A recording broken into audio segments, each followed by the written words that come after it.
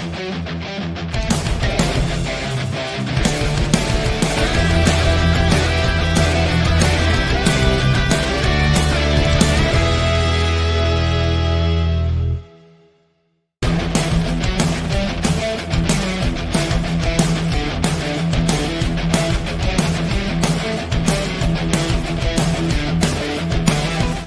there, this is Tata, and welcome to Wrestling Time Post Show. It is Monday, March 31st, 2025, and tonight I'll be talking about Monday Night Raw. All right, let's get things off talking about this John Cena Cody Rhodes segment.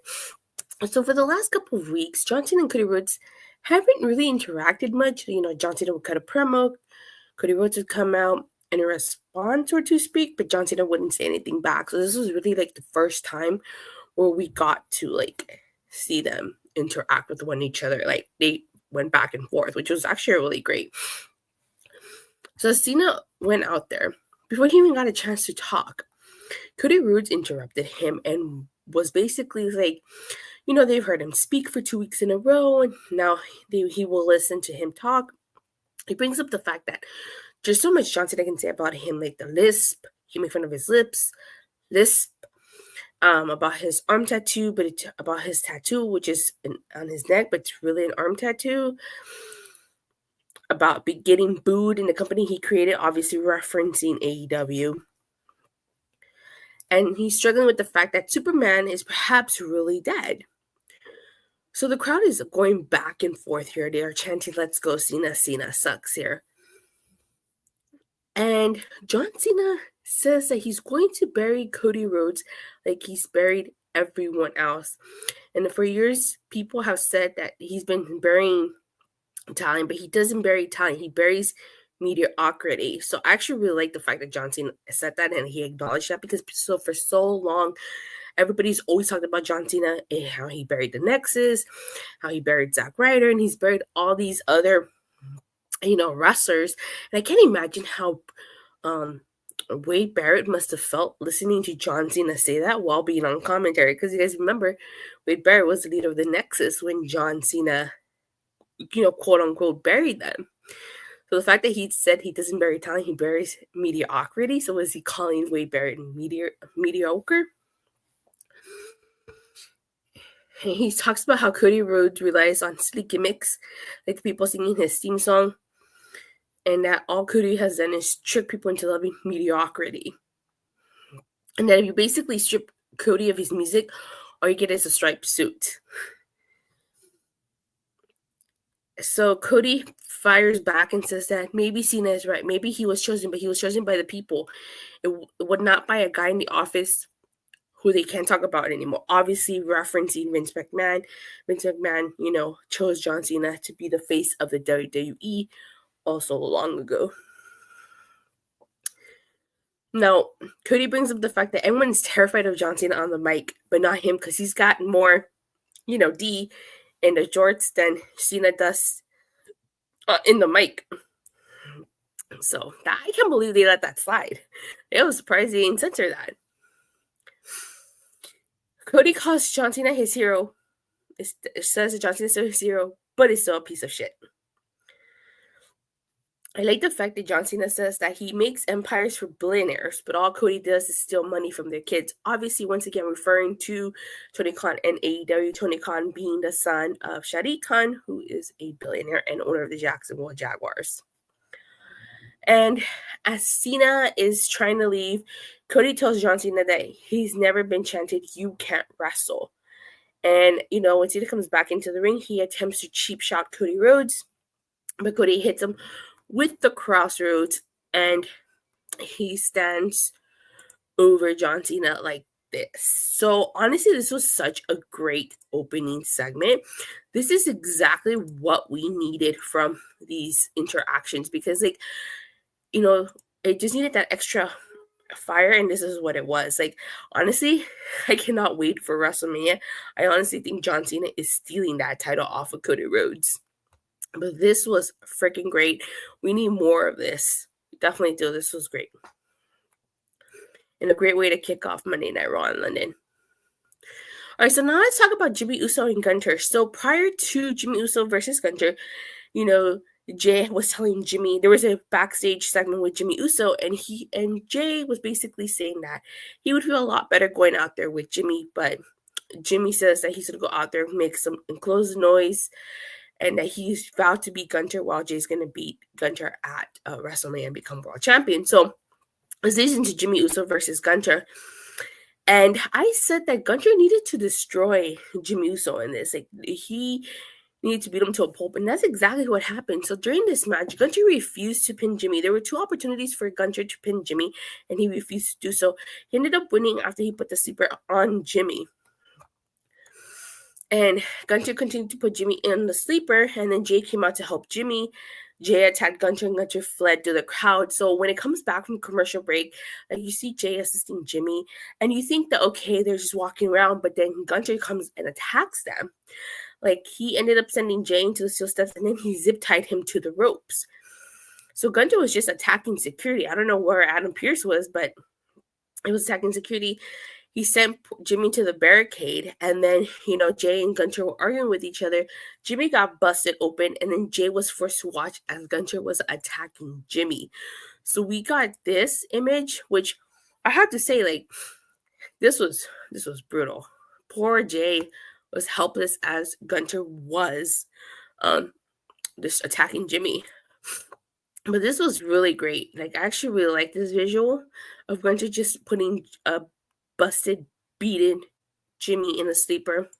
And then we had this visual, which is actually pretty badass, of Gunther holding the world title. We has covered in Jimmy's blood.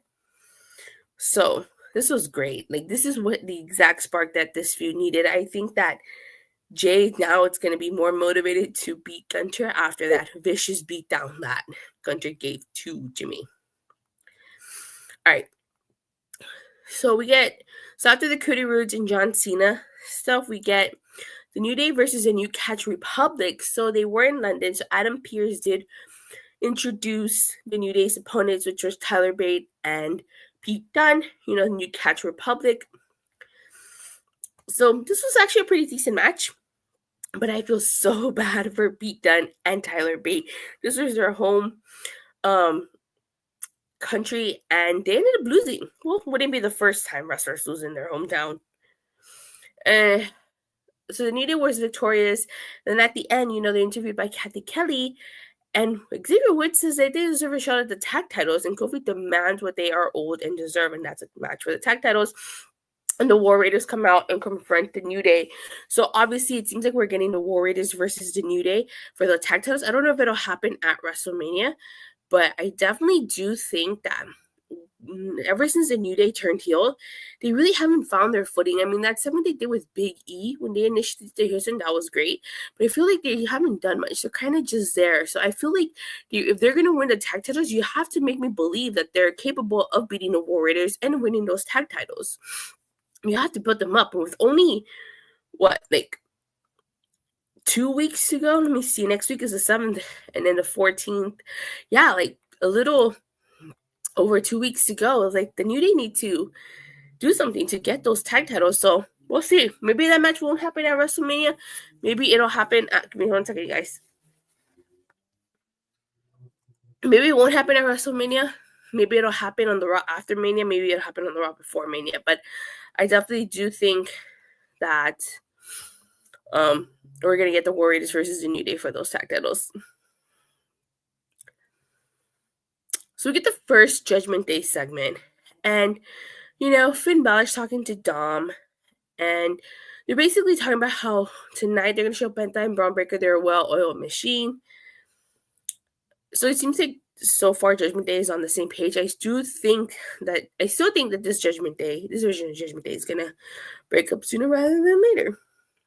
So it's easy to Penta and Bron Breakker versus the Judgment Day. The match was okay, but Judgment Day ended up being victorious after Carlito distracted the ref and Dom sent, Penta into Bron Breakker. So this caused Bron Breakker to accidentally spear Penta. And so Judgment Day was victorious here. So we get a Chad Gable segment, and he's backstage talking to Adam Pearce. But he brings up the fact that he wouldn't mind getting in the ring with El Grande Americano. And next week they're going to be in Minneapolis, which is Chad Gable's hometown. Adam Pearce says that he's not going to be able to compete next week, because he's got that doctor's note. And Chad Gable is trying to insist that, he's going to be fine. It's his hometown. And Adam Pearce basically says that next week, El Grande Americano will be in action. I still think Chad Gable is El Grande Americano, but I could see them doing a scenario where, kind of like they did that one time on Raw, where you have Chad Gable and then El Grande Americano is like elsewhere. It's kind of like the Bruce kind of like Bruce Wayne, Batman, or Clark Kent and Superman type of thing, But no, seriously, like, I think they're going to probably do that, where you have Chad Gable backstage or something, and then El Grande Americano's like out in the ring, or vice versa. Who knows? But I feel like they're going to do that. So Alpha Academy approached Adam Pearce, and they want to discuss their career. Maxine brings up herself and Natty, so she's going to start teaming with Natalia. We're going to get a tag team out of them. I know I really did like the tag team with her and Ivy Niles, but obviously that was short-lived because Ivy Niles now is part of American Babe. So we get a Bron Breakker segment, or it's supposed to be an interview. Now Penta starts yelling at Bron Breakker for spearing him, and he even yells at him in Spanish. I'm not going to say what he said in Spanish, but he starts yelling at him, and I feel like this might lead to an IC title match, maybe at WrestleMania. Bron Breakker versus Penta es cero miedo. I mean, the Lucha Brothers, I think they opened a store in Las Vegas, a Republic of Lucha store.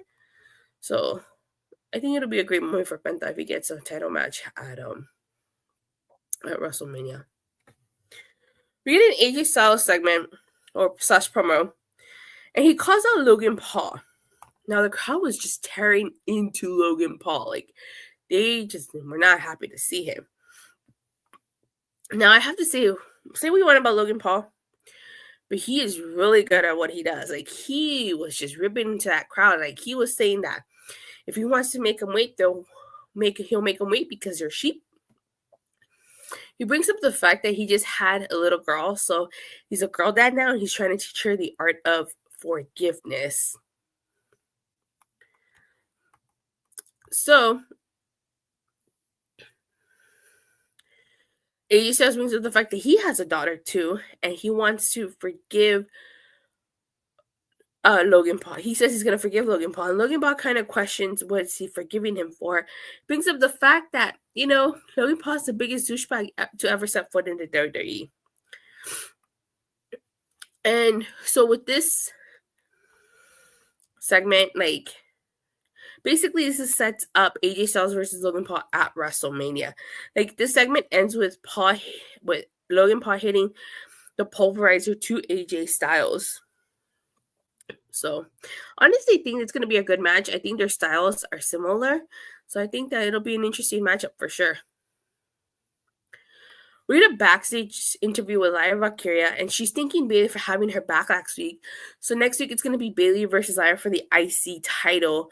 I thought this match would happen at WrestleMania, but it doesn't seem like it's going to go there. We have to wait and see what the end result of this is. I'm pretty sure Lyra's going to retain, though. But it's like I mentioned during my SmackDown review, it's crazy how Lyra Valkyria and Chelsea Green have had such different title reigns. I mean, the way Chelsea Green is booked versus the way Lyra Valkyria is booked, it's like night and day. Like, I honestly prefer Chelsea Green's U.S. title reign compared to Lyra Valkyria. Lyra Valkyria, she's the first women's intercontinental champion, well, official. And her reign hasn't even been memorable. So next we get a second Judgment Day segment. And Finn Balor's just like running on adrenaline, saying this second week in a row, they got the better Bron Breakker. So go talk to Adam Pearce about getting a title match. Now Liv seems to be playing devil's advocate here and says that Dom worked just as hard, and now Finn Balor wants to piggyback off his success, and she's going to talk to Pierce as soon as Finn Balor's done. So I do think that It's only a matter of time before this version of the Judgment Day splits. Finn Balor is probably going to split from them, or they're going to kick Finn Balor out. What do you guys think? What do you think is more likely to happen? Finn Balor is Judgment Day, or Judgment Day is going to kick him out? So the main event ends up being Women's World Title match, Io Sky versus Rhea Ripley with Bianca Belair as special guest referee. And she made her own referee outfit, which I have to say, a lot of abs on Bianca. Okay. So this is actually a pretty good match. Like, Bianca was doing a really good job. She called it right down the middle. I really like that Samoan drop off the top rope. Now, of course, this is going to have some funny business with Bianca being special guest ref. I think with any special guest ref, there's some chance for shenanigans here. So, Rhea accidentally kicked Bianca and knocked her out of the ring. And, she basically had this match won because she hit the riptide to Io Sky. But, there was no ref to count. I don't know why another ref didn't come out, but that's a different story. So, Rhea was arguing with Bianca. Bianca was doing her best to call things down the middle. Rhea then struck Bianca in the face, and Io Sky accidentally drop kicked her. Bianca says she's done, and she calls for the bell, so the match ends in a double DQ. At the end, Rhea attacks Bianca. Io Sky attacks Rhea and Bianca. Bianca then attacks Io Sky, and Rhea Ripley hits Bianca and Io Sky with the riptide. She pulls Bianca by the hair and does a riptide from the second rope, and then Rhea stands tall over Io Sky and Bianca with the title. So that is how Monday Night Raw goes off the air. So now I feel like we're going to get a three-way for this women's match. Maybe Bianca versus Io versus Rhea after this. Because this was some funny business. Now, let's go from 1 to a Shawn Spears perfect 10. Honestly, I feel like this was an 8 out of Raw, an 8 out of 10 Monday Night Raw. This is actually a pretty decent Monday Night Raw. Much better than what we've gotten. That Cody Rhodes, John Cena opening segment really set this tone for this episode of Monday Night Raw. Alrighty. So with that being said, thank you guys all so much for watching and for the continued support. Please don't forget to like and subscribe. Make sure you hit that bell so you guys get notified whenever I go live or release a video. And I will see you guys next time. Bye.